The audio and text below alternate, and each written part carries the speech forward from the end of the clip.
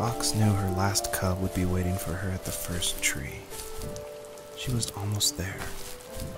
The rain cascaded onto the jade valley where the entrance to the tree was.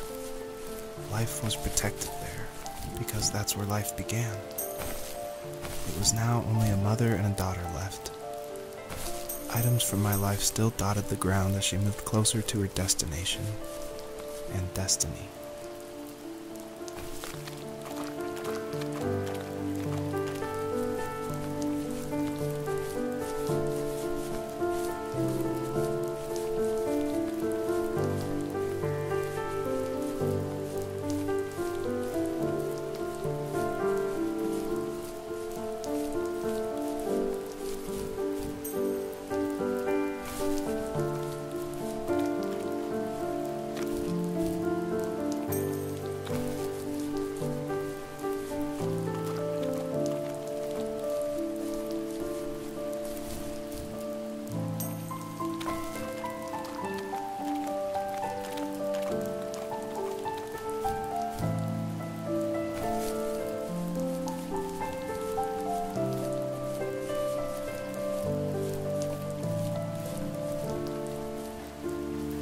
At the end of high school, I felt something I hadn't felt in a long time.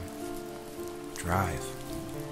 I looked into the best architecture schools on the West Coast and got a dose of reality when looking at other students' portfolios and the high cost of tuition.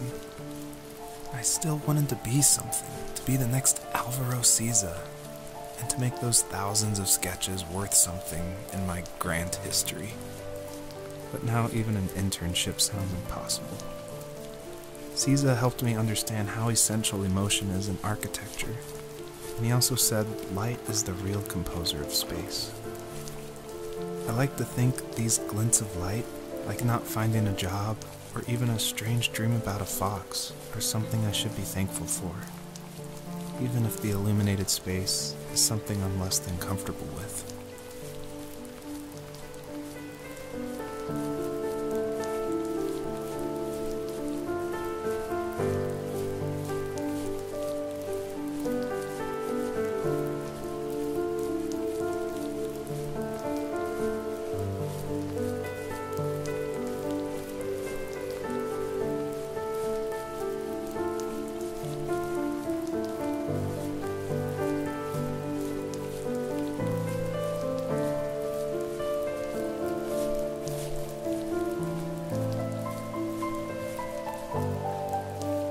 My dad was super supportive with my college plans, to a point.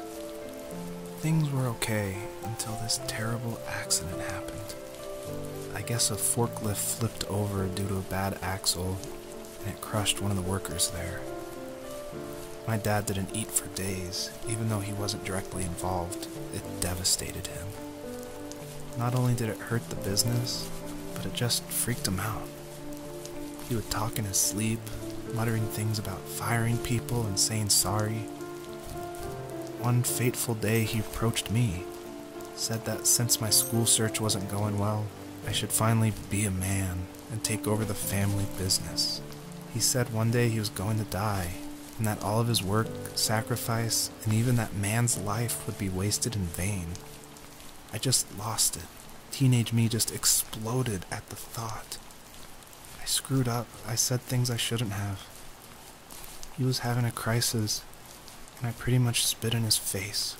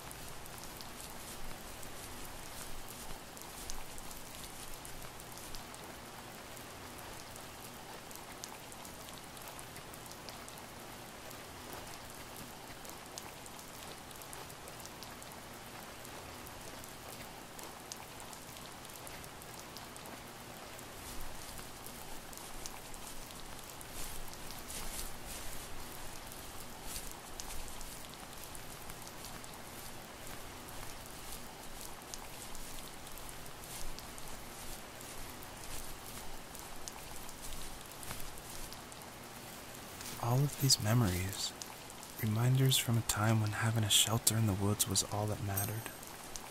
Now the house is a tomb, ready to be abandoned and taken by the elements. It's not a tomb yet, but it can always be a memorial if you let it.